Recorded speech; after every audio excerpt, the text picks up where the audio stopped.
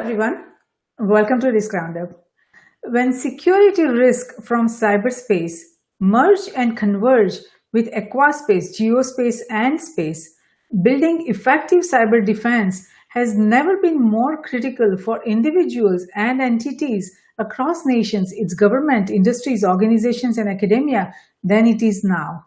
As we see today, the heightened risk and fragility from cyberspace is threatening to reverse major development gains for nations across cyberspace, aquaspace, geospace, and space. So the question is, if countries are to protect their hard-fought progress and development, how should they build cyber defense? To discuss cyber defense further, I'm delighted to welcome Dr. Eric Cole to Risk Roundup. Dr. Cole is the CEO of Secure Anchor Consulting. He is considered to be one of the nation's top cybersecurity experts. He has advised President Obama, the CIA, Bill Gates, McAfee, and Lockheed Martin. He is also the author of many books of cybersecurity, and he's based in the United States. Welcome, Dr. Cole. We are so honored to have you on Risk Roundup. It's a pleasure to be on the show. Thank you so much for having me. Wonderful, Dr. Cole. So, what is the first line of defense for any organization or a country today? To me, the first line of defense is to really understand what your critical data is to the organization.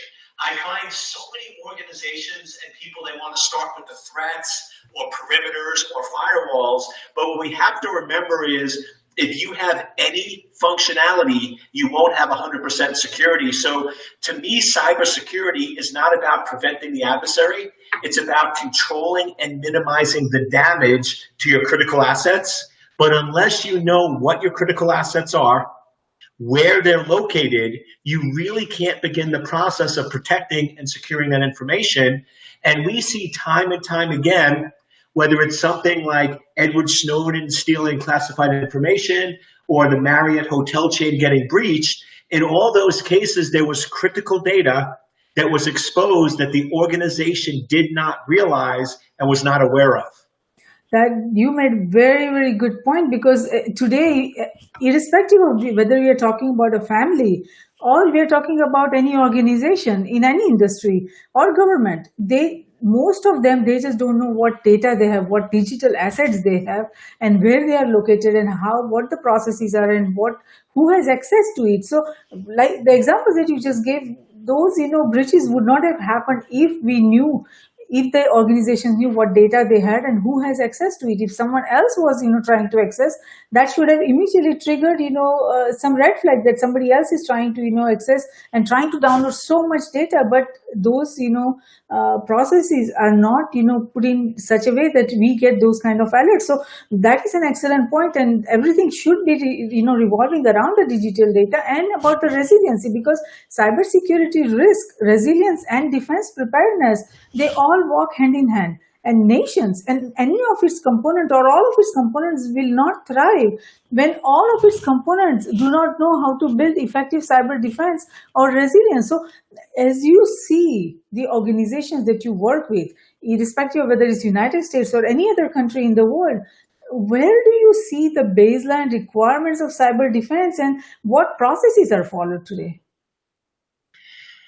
To me, one of the big areas that's critical for cyber defense that many organizations don't get is, to me, it's not a technical problem, it's a business problem.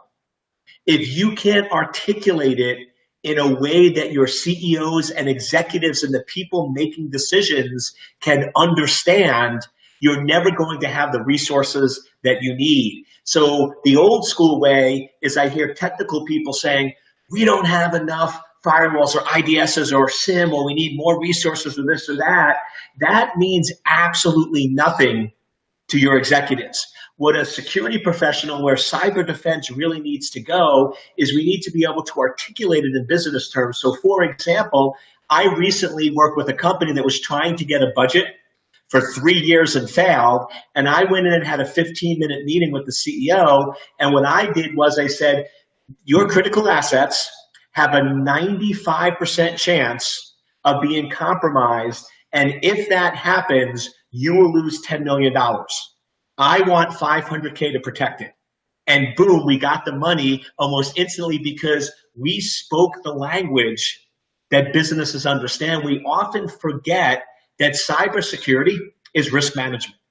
Cybersecurity is not about technology. It's not about bits and bytes. It's about what is the risk to your critical assets. And you need to be able to articulate those risks. And what is the risk? What is the likelihood of occurring? What is the cost if it occurs? And what is the cost to fix it? To me, those are the four parameters that if you want to be successful in cyber defense, that's how you have to shift and focus your mind. I think those are excellent points because talking in the language of business that the executives understand is absolutely essential. And you nailed it there because, most of the people, when we talk about cybersecurity, they just talk about the technical language, firewalls and these and that. And, it is very difficult for the executives to understand what is necessary and where their risks are, emerging. So talking in their language is the probably the first step, and the most important step, especially to put together any effective plan or to put together any effective processes or what kind of people are necessary. Because the talking about when we talk about cyber defense and preparedness, we have to look at the overall, if we are talking about an organization, we have to look at the collective organizational structure, and we have to see every component of an organization. If we are talking about a country, we have to see every component of a country, because cyberspace, is connected with everything. And same thing for, any organization. Each business unit, everybody is now online and everything is connected and everything has interconnectedness and interdependency. So talking from that language, understanding what your integration points are, and who is involved and what processes are involved, all that understanding is absolutely essential. So from your understanding, as you talk with all these executives across different industries, different businesses, who is involved currently in managing in the cyber defense and preparedness? Is it the IT executives, or is it the risk management executives, or is it the business executives? In most organizations today, and this is sort of the fundamental reason why we have a lot of problems and a lot of breaches, is your executives and the board of directors, they know that cybersecurity is important and they're scared. But they don't know what questions to ask, and they don't get the information they need. And it really falls down to the engineers, the security engineers, which, don't get me wrong, are brilliant. But the problem I find with a lot of security engineers is they don't understand how to balance risk. They want to make everything 100% secure. And if you give them $100 million, they'll spend it. They'll spend as much money as they can, and they don't always step back and really prioritize what is and is not acceptable risk. And a great example of this that I see all the time that comes up is with ransomware. And you have a lot of security engineers and technical people that make a statement like should never pay the ransom. You should never negotiate with attackers. Never ever pay the ransom. That is assuming that you always do the right thing, that your data is protected, your data is secure. But I'm one of those probably rare exceptions that I think if companies didn't do what they were supposed to, and you do get hit with ransomware, from a business standpoint, there are some legitimate business cases where it actually makes sense to pay the ransom. Now, yes, in a perfect world, we shouldn't have to pay the ransom. But in a perfect world, nobody would get sick, right? In a perfect world, everyone would get along, and we don't live in that perfect world. So to me, executives need to ask better questions, and the security engineers need to recognize that they need to change their language and speak in a way that the executives understand. Otherwise, we have these two smart groups of people that are just talking past each other, and therefore the wrong decisions are being made and the critical information is not being protected. Yeah, I think you brought a really interesting and very valid point, because irrespective of cybersecurity or AI, as we see that right now the trend is that everybody is living the vision, the defining of what problem to solve or where to go, everything to the engineers, as if engineers has the experience of looking at at the world in a strategically or visualizing what problems need to be solved. So the trend, over the years moved towards, giving control of defining all these, new tech, using these technologies and securing the cyberspace, securing each layer of cyberspace, leaving it to the engineers. And that is not, the very wise move, because like you said, the executives need to understand what questions to ask. At the same time, executives, businesses and business leaders need to understand what is important to them and where are those assets, irrespective of whether it's in cyberspace or in the geospace, because now everything is connected. So even if something is not connected to the cyberspace, to the internet, it is still, it may be connected in many indirect ways. So everything is currently, involved, and everything is interconnected and interdependent. So to have that broader understanding of what needs to be secured, what, how we should go forward, the businesses and executives, need to play a major role in that. And same for, risk management professionals, because if you see currently, the big challenge I see, which I have been, preaching for last so many years since we, launched Risk Group, is about the interconnectedness and interdependencies. If you see currently, we, as we, identify risk, it's not that we don't understand what risk, are there. A lot of risks are identified, but what happens to those risks? We identify, organizations identify those risks, they manage some risks, they purchase insurance policies for, other risks, and most of the risk, interconnected risk, they just ignore. In the reason behind that is nobody is paying attention to interconnected risk. They just think, it's why to waste resources on that when we cannot do anything about it. And that is, where the big problem is, because if you look at the overall risk profile, only 25% consists of operational risk, legal risk, financial risk, and all that. 75% is strategic security risk. And unless we understand the overall security risks that are coming to us, in terms of, which new ideas are emerging, which new innovations are happening, new processes, new way of doing things are emerging from across nations, we would be blinded and we would not know what is hitting us in terms of competition. Cybersecurity is not just protecting our digital data. Cybersecurity is about protecting our organizations, our business models, our industries in the way of doing things, and our understanding of definition of cybersecurity has become so narrow. It has come down to just information security, and that to me is a big concern, because unless you understand what is cybersecurity, what is cyber defense, you cannot actually do anything about it. Everybody is just talking about firewalls and all that, and I'm like, yes, it is important to protect our digital data, but it's more important to protect our way of life, our way of business models, the way we do things, our industries and our businesses. If we don't think about the strategic security risk, how are you going to protect that? And if we don't have a way of understanding or identifying what ideas, innovations, and new models are coming our way, how are we going to define our current products, services, and business models? So that is a big concern to me, but it seems they are not paying attention at this point.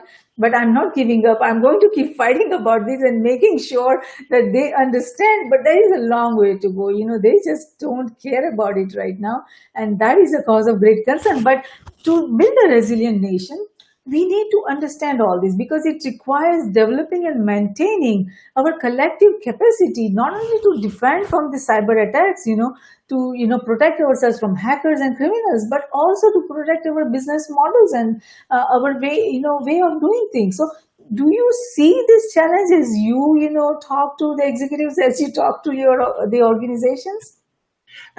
Absolutely. And one of the things I always tell folks is most companies, when it comes to cybersecurity today, they're doing good things. They're putting some measures in place. They're hiring some people. They're monitoring and tracking some logs. The problem is they're not doing the right things that really matter. And the problem is they're missing a key part of the equation. And we talk about risk, but risk is really threats times vulnerabilities. Threats are what are the potential for harm, and then vulnerabilities or weaknesses that allow that to happen. Well, you can only control vulnerabilities. Therefore, what I find is a lot of companies jump in and they just start fixing random vulnerabilities. They have somebody, oh, I like this or I like that, or here's this new technology that's out there, and they just want to buy and just start fixing vulnerabilities. And yes, if you fix some vulnerabilities, you are making forward progress and doing good things. The problem is if you're fixing vulnerabilities in which there's not a real threat, and you go in and there's vulnerabilities with a bigger threat, then you're not doing the right things that really matter. And to me, the secret for doing risk correctly is adding in two additional components. So in addition to risk equals threat times vulnerability, you need to add in likelihood and impact.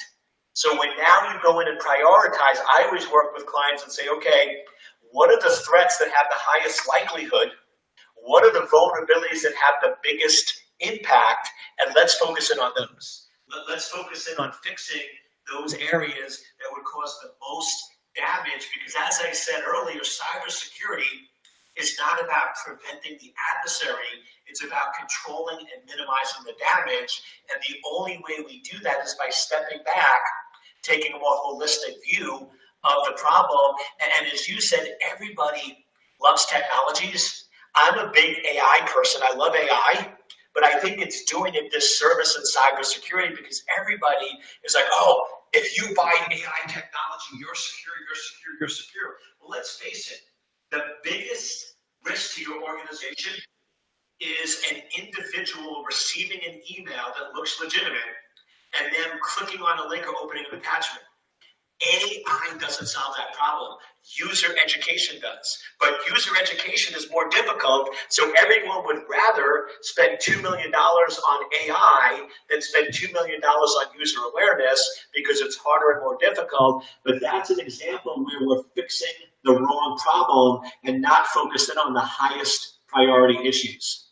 You are talking my language because education and awareness is fundamental. We have Yes. to give that proper understanding to everyone involved in the organizations. And unless we do that, we will not be able to identify what are our critical assets and how to protect them, and and what processes we need to follow. And cyber defense is the capacity to ensure the survivability of operations. So even if services have to be delivered in a reduced state, we have to come up with effective processes, and operations need to be designed to absorb the shock of any attack without the overall systems totally breaking down. So as you discuss, all these challenges with the organizations, what are the techniques do you see them using, especially the decision makers, to resume operations in the event of any successful cyber attack? Do they have a structured approach, or is always a reactive response?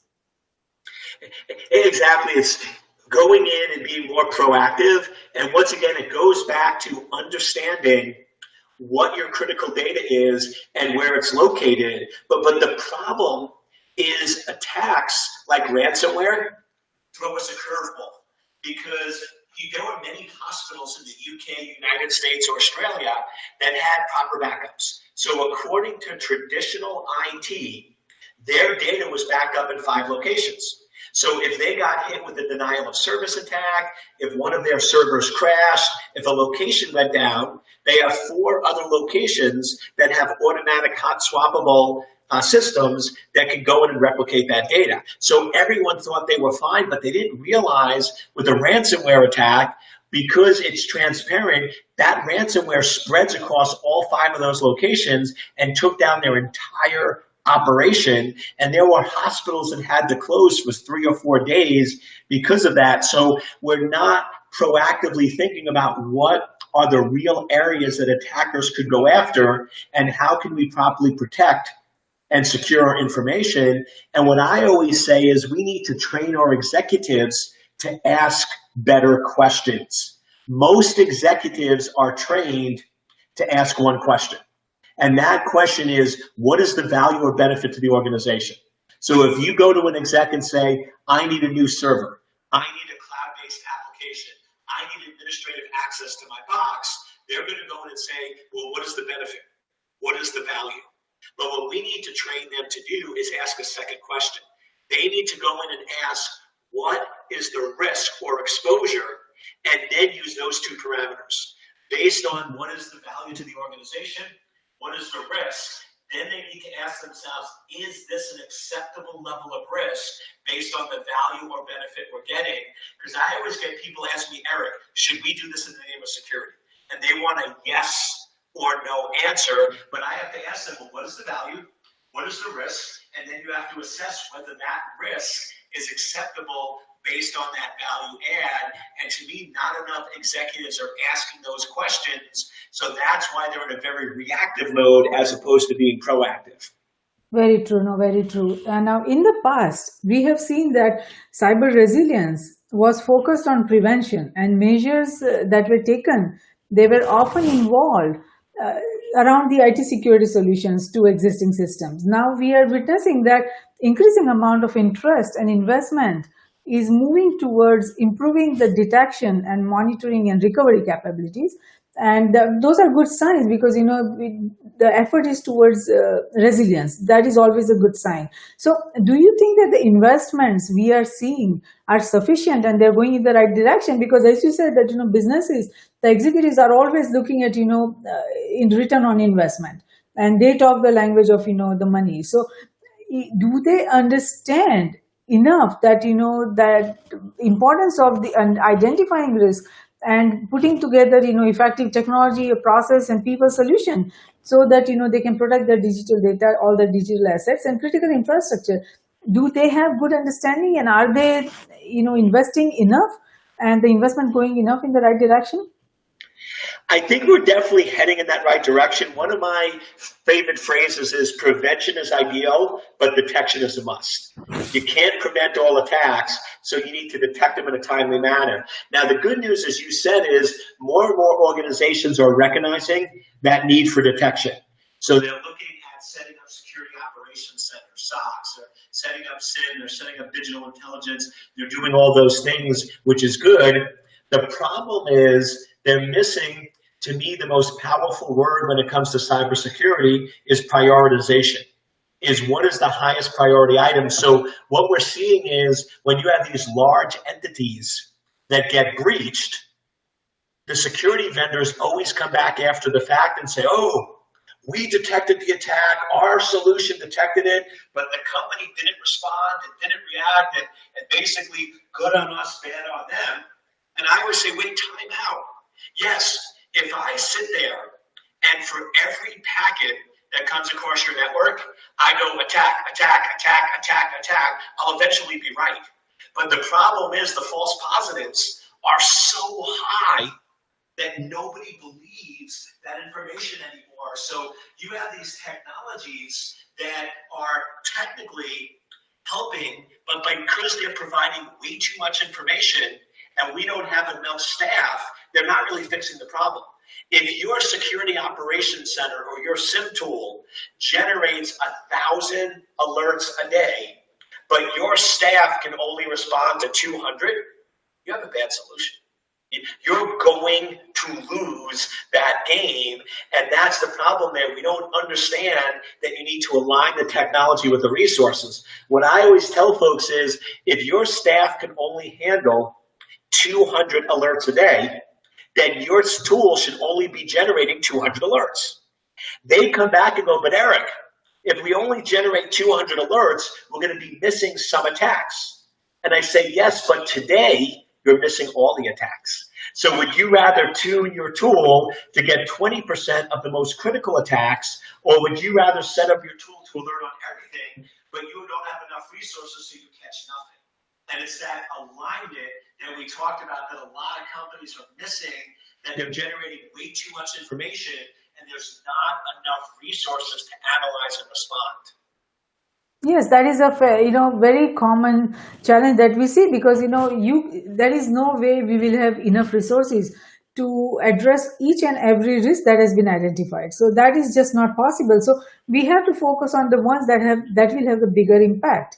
and that's where all the resources need to focus on. So that is something very, very important, and we need, those are all different variables, and educate that needs to be focused on the education of risk management frameworks that we have, or that we need to develop. The current framework that we have with National Institute of Standards and Technology, it is a good start, but it still does not address the interconnected and interdependent risk. And that's what we at Risk Group, we have come up with we have published our white paper on the integrated cybersecurity risk management framework, which connects not only the cyberspace with geospace, aquaspace, and space, but also connects individuals and entities across nations with government, industries, organizations, and academia, because everything is interconnected. So unless we come up with as a framework, a structure that identifies and addresses that interconnectedness and interdependencies, we will never be able to have effective risk management structure.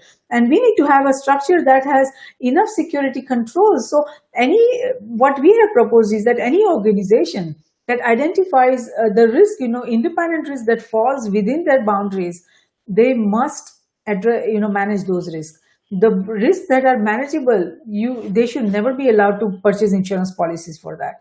And the risks that are not manageable because they have interconnectedness, interdependencies, that needs to be immediately scaled and immediately reported. And the insurance industry should be the bearer of the enforcement of the risk management program, so that when we propose this framework, we were very mindful of making sure that no industry suffers because of rapid big disruptive changes that needs to happen for the security of each nation, each organization. So we have proposed that insurance industry should be the bearer of the enforcer of the risk management, integrated risk management framework. That way, each and every organization across nations, across industries, they will make sure that all of them are under the program. And if there is a if the risks are emerging, for example within the United States, and they are able to be managed within the United States, then the security of the council that will be appointed for each different country, they will make sure that it stays within the country, and the other countries do not need to know about the risks that are emerging. So we have come up with a very good framework, and I hope that countries are able to focus on that, and they are able to move forward on that, because without having a effective risk management framework, we will never be able to bring security or resilience to any and all of our initiatives, irrespective of whether it's United States, China, India, Europe, any country. So there is a need for effective framework, and that's what we are working on now. Until recently, security and defense concerns, the to ensure the not only the cybersecurity but physical security of the supply chain, digital security, across irrespective of which space we are talking about, cyberspace, aquaspace, geospace, space. They have not been prominent issues, but now they are, because everything is connected. So as we understand the connectedness and interdependencies, how would you plan, if you are not talking about the proposal that I just talked about, the framework, if you have to come up with an effective posture or effective processes, how would you go ahead? That's a great question, and also sort of a big one, because a couple of things that you mentioned I want to highlight before I answer that is, first, the world was created based on physical boundaries. So having this concept of different countries makes sense when people are physically traveling in and out of countries with passports. But really, when you look at the internet, that's totally interconnected, there really is no countries. We are one world. You can go from one country to any other country. And the problem is, in many of these cases, I know the attackers that are going after, say, US entities. I can tell you exactly where they are in Russia. I can give you the IP addresses, the names, the location. The problem is, because in Russia, that is not technically illegal and there's no extradition treaties with the United States, they do not cooperate with us and they can continue to operate. So in answer to your question, one of two things have to happen.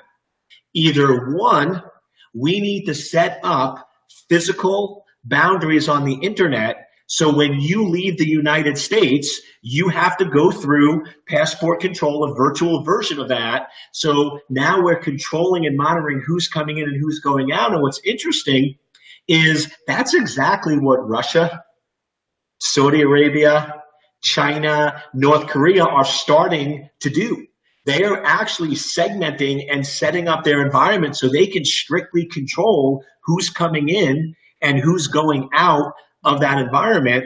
Or option two is we need to all work together and create global laws and global enforcement in order to be able to have universal enforcement of that. And we've done this with nuclear weapons.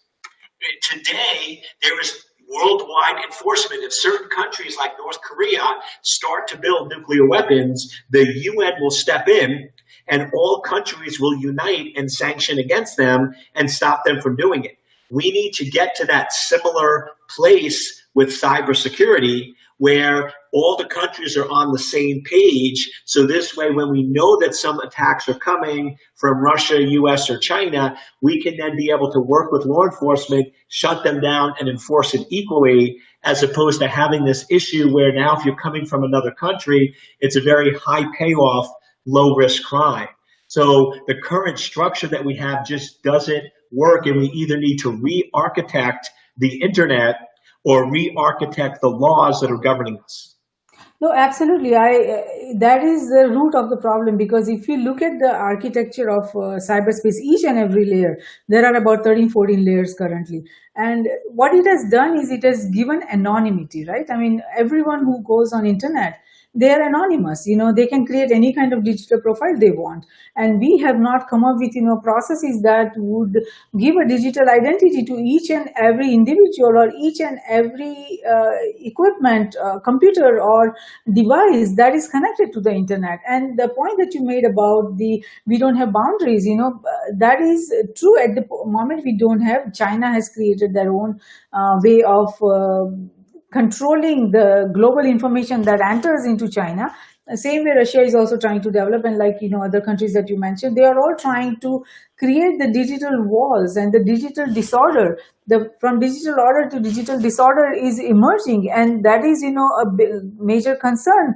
That the reason why we created internet was to unite and connect everyone across nations. And if we are able to connect everybody across nations, the kind of digital data that we will get, we will be able to identify, using machine learning and deep learning, we will be able to identify what are the problems and where the problems that needs to be solved, why we have not been able to solve, and any problem that would impact the future of humanity, we will be able to solve, because we will have so much data, so much information, so much intelligence. So it would be very unfortunate if we create digital walls between each and every country's cyberspace. That would be unfortunate. But at the same time, if we are not able to manage security in any other way, that by all means we will have to do that. But at the same time, if look at currently right now, any kind of cyber weapon or missile that enters into our country, there are no security checkpoints.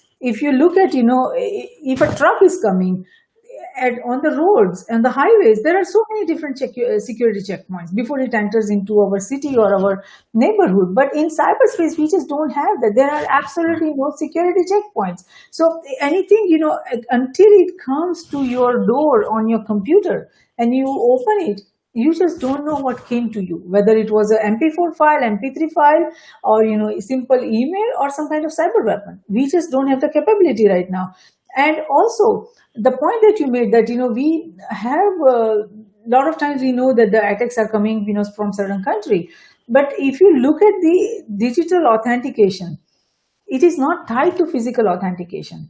So Bingo. that is where the big challenge is, and the way the headers and are changed, headers and footer about any of the digital data, that anybody can manipulate that. So to say with confidence that an attack came from certain IP address or it came from this location, it is not technically possible currently. So what we have to do is make sure we come up with effective digital technology, effective tools that can integrate, that can tie both digital location with the physical location, and that is absolutely essential. We need to do that. Then we have better control over where attacks are emerging. And at the same time, with the laws that you talked about, we have to have, all the countries need to unite and come up with effective laws so that the crime investigators, they know how to address, so a lot of times, before they know all the indicators that would have given them some intelligence of how to solve the crime, cyber crime,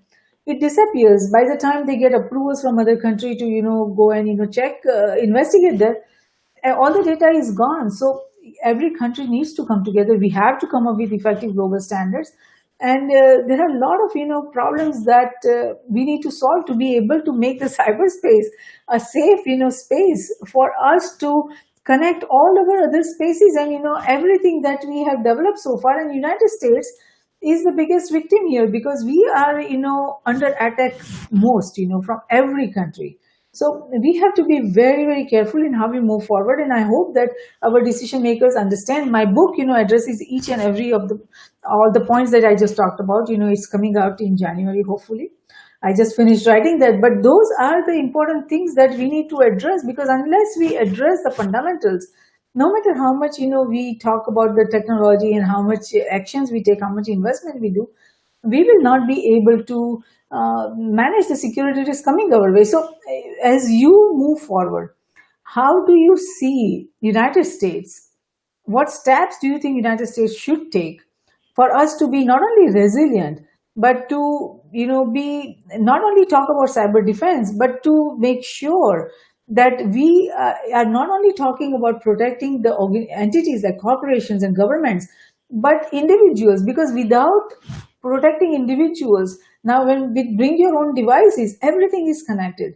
Everybody uses corporations internet connection. So even if you don't allow, the network is not used by the computers, the personal devices can be connected to that, and we are bringing security risk from other devices. So what would you tell, how would you advise the president of the United States on how to go forward? To me, we have to start recognizing that whether we like it or not, cybersecurity is a bipartisan issue and is the number one threat facing our nation. And unfortunately, the United States is ignoring it.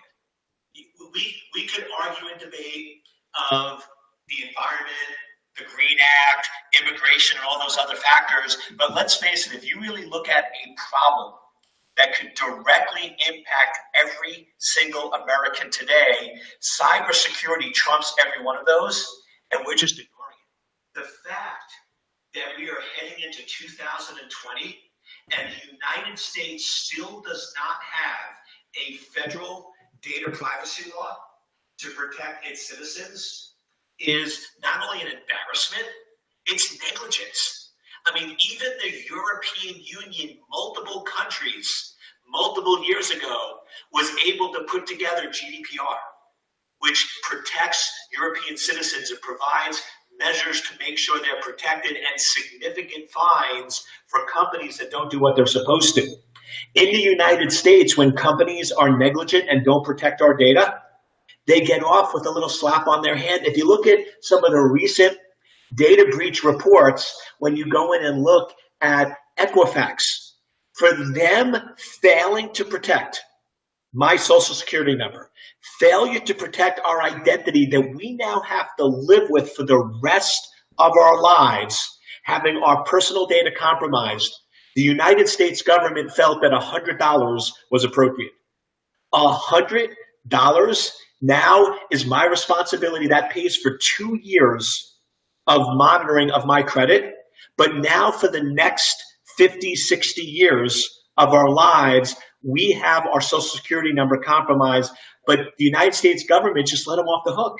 They should have been fined $20,000 to $30,000 per person for those fines. And everyone's like, well, that would have caused significant financial impact. Yes, and then they would have made a difference. But right now, today, cybersecurity, now companies are saying, oh, they have a budget, they're hiring people. But if you really look at their actions, you really look at what they're doing, they're laughing at cybersecurity.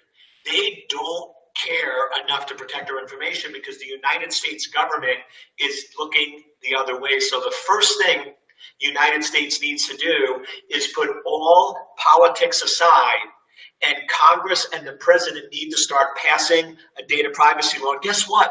If they don't want to do the work, just adopt GDPR. It's a lot better than nothing. It might not be perfect, but European Union already wrote the regulations to at least temporarily adopt GDPR in the United States to provide some base level of protection. And then they need to start going in and updating their laws so we actually have recourse. Because right now, when big tech fails to protect our critical data, big tech wins and consumer loses. And the United States needs to switch that. Otherwise, we are not going to be the global leader that we are today if we don't start taking data privacy seriously.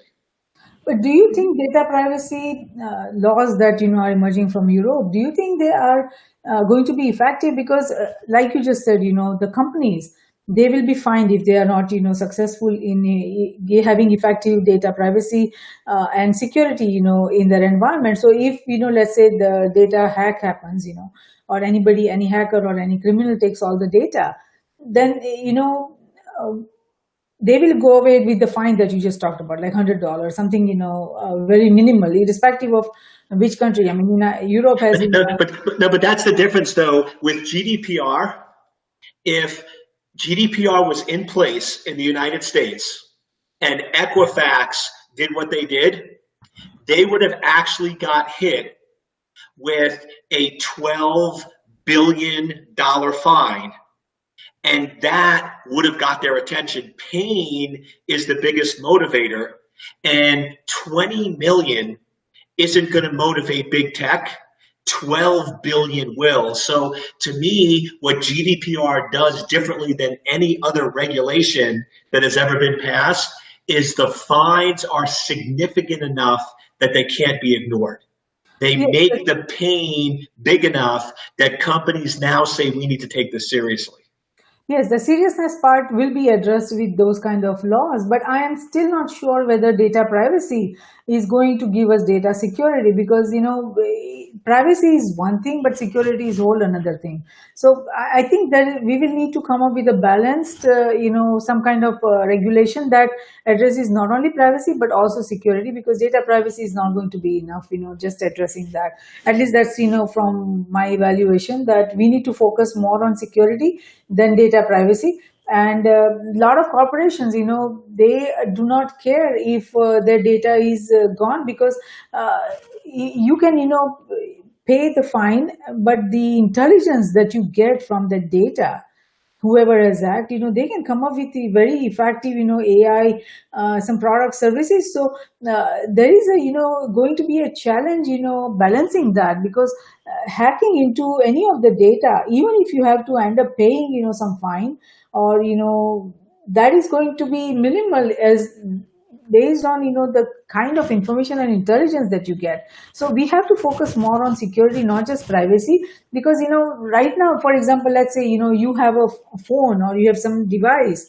or USB drive with data from, let's say, any European country, and you are flying to another country. You have the data with you. You can go to another country and you can use that data without any problem. So unless we come up with some kind of encryption, that as soon as individuals board a plane and the plane goes out of the country's jurisdiction, then all the data gets encrypted, and unless that individual comes back into that country, it will not open no matter what. So if we have to focus on those kind of security solutions, because otherwise, just by having data privacy, there are no laws that prevents the data leaving the country. Anybody can take the data, go to another country, countries like China and others, use that data, and then come back. That nobody would know what data went where. So unless we have security checkpoints at the airport and other places which encrypts the data and would not allow it to leave, we are not going to be able to effective just by the laws. We have to come up with effective encryption tools that would not allow the data to go out of the country, no matter, by air, by water, whatever path they take. So we have to come up with those kind of solutions. That is the first step that Europe has come up with the data privacy regulation. That is a good step, but it's not enough to protect the data, to secure the data. That is my understanding. So having said that, what would you like to tell our global viewers and listeners, especially about your books and all the initiatives that you are working on? Because I've looked at your website, you are doing some really fascinating work. So what would you like to tell them? Well, once again, and just commenting on that, I absolutely agree that it's ultimately about data security. How are you protecting and securing that information? But the reason why I push data privacy is because, to me, the difference between a major breach and a minor breach is not the servers but the data, and we need to get companies to start thinking that way and then hoping they do the right thing. But even with what you're saying, I would sort of argue that a lot of the technology is here. And I know, because I've read a lot of your posts that you agree with this, the weakest link is the human. We can have the best encryption, the best technology, the best solutions on the planet, but if one person puts that data on a USB drive, puts it in their pocket, and leaves the company or leaves the country, all bets are off.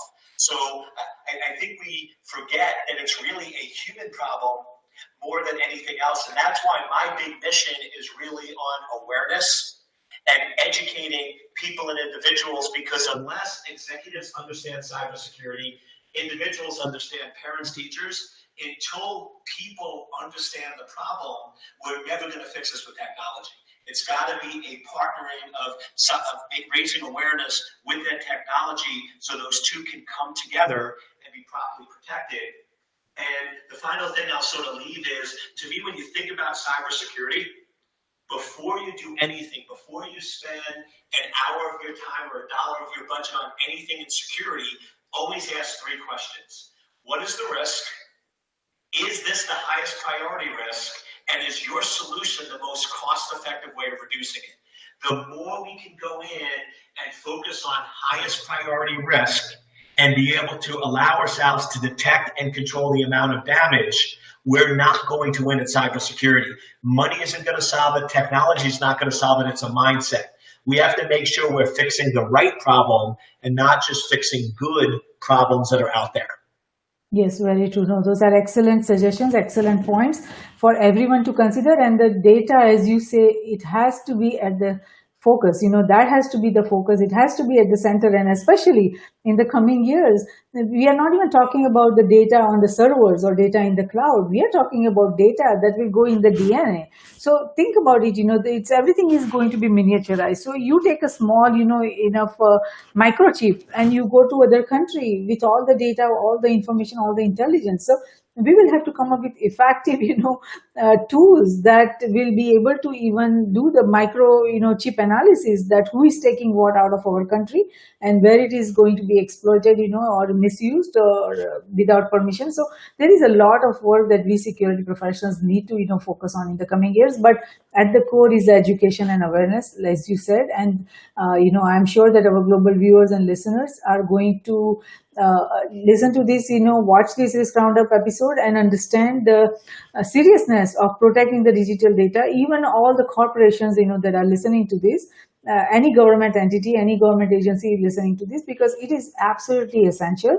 And like you said, that, it is sometimes important to have the hefty fines to bring seriousness to their, initiatives and effort in protecting the digital data. So thank you so much, Dr. Cole, for participating in Risk Roundup today. We appreciate your thoughtful insight to building, cyber defense, and our global viewers and listeners will benefit tremendously from the information you provided on the complex challenges and the lack of, seriousness that are, that we are witnessing in, especially with the cyber defense initiatives and cybersecurity. So even if a single individual or entity can come up with an idea to understand and develop cyber defense and resilience towards their initiatives, industries, or nations based on the discussion we had today, this Risk Roundup dialogue has been of service, and we thank you for that. Well, thank you. It was my pleasure. Wonderful, Dr. Cole. So, Risk Roundup, a global initiative launched by Risk Group, is a security risk reporting for risk emerging from existing and emerging technologies, technology convergence, and transformation happening across cyberspace, aquaspace, geospace, and space. We at Risk Group believe that risk management, security, and peace, they walk together hand in hand. Though security is related to the management of threats and peace to the management of conflict, risk management is related to management of security vulnerabilities as well as management of conflict. It is not possible to conceive any one of the three without the existence of the other two. All three concepts feed into each other. We believe that the security we build for ourselves is precarious and uncertain until it is secure for everyone across nations. Tradition becomes our security. So, if we build a culture of managing risk effectively, it will lead us to security, and security will lead us to peace. Let's manage the existing and emerging risks together. For more information on the risk roundups, to watch the risk roundup videos or hear the risk roundup podcast, please go to riskgroupllc.com and do not forget to subscribe and share. Until next time, I'm Jayashree, host of Risk Roundup, signing off. See you next time. Thank you.